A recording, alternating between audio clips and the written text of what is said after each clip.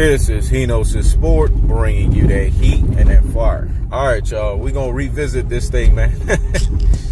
I'm glad the real G's, the super real G's, and the ultimate real G's out here in these boxing streets talked about it.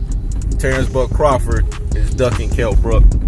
I done told y'all, man, it was good that, you know what I'm saying? It's good when you're a trendsetter, man. It's good when you spearhead a truth-telling narrative and you tell people the ultimate, unadulterated, and cold-hearted truths about the situation. You know what I'm saying?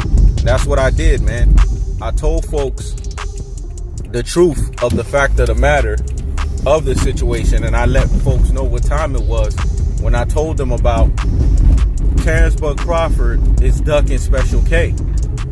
That's that truth, folks. He doesn't want that work. If you notice, Bomac, every time he's being interviewed, every time Kell Brook gets brought up, there's always an excuse. They're so quick to mention Errol the True Spence, right? But lately that has died, right? But they want to mention all of these other opponents. Where's Special K? Special K chin checked Terrence Crawford's sister, you know what I'm saying? Special K tested her temperature.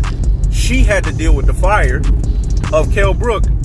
And this was after the Amir Glass Chin Khan fight, right? This was his last fight. Because remember, this man has not fought any credible opponent at 147. He fought a lame duck Jeff Horn, a one-legged Jose Benavidez, and he fought a 5 years past his prime Amir Khan. These are facts, folks. It just feels good when you spearhead a truth-telling narrative and folks follow suit and they come out with their versions of it. I love it. It just tells you that you're on the right path and you keeping the foot on the what?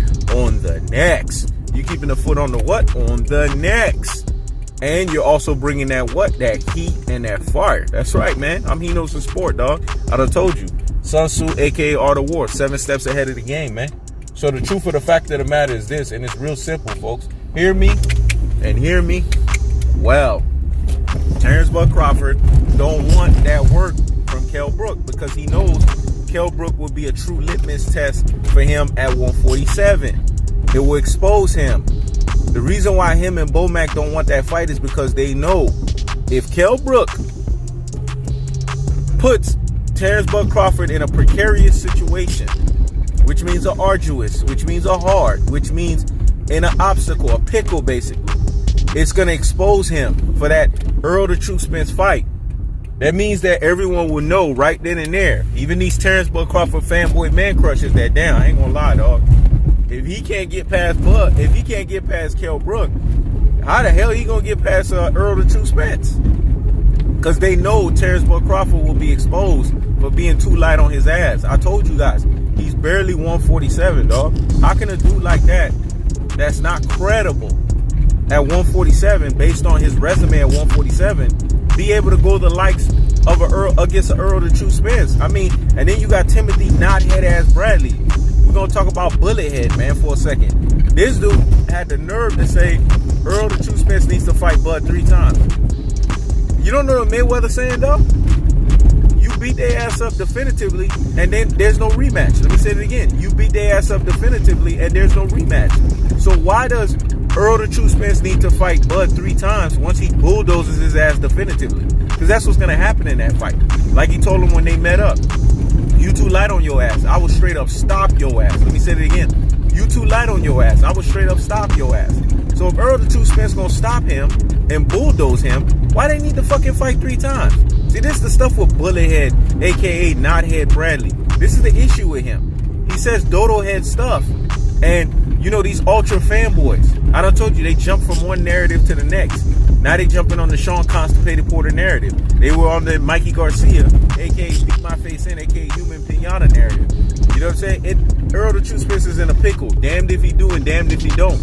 So it don't matter who he fights, man. It's bullshit, folks, at the highest levels. But that's the truth of the fact of the matter.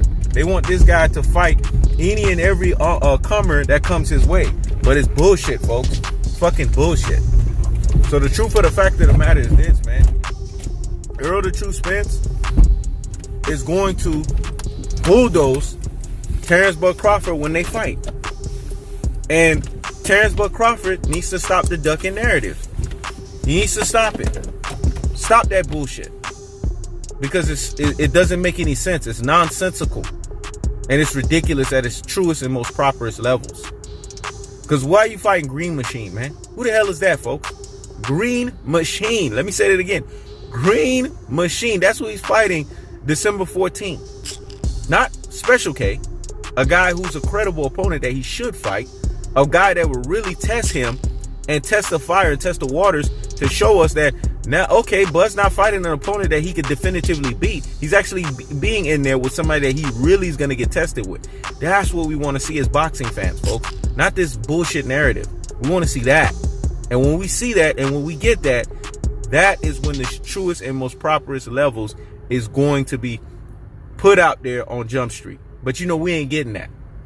Because Bob Arum knows what time it is. He knows his boy Terrence Crawford could only fight a certain type of fighters, and they don't want to expose him. All right? So I keeps the foot on the what? On the necks. I keeps the foot on the what? On the necks. This is He Knows the Sport. Checking out.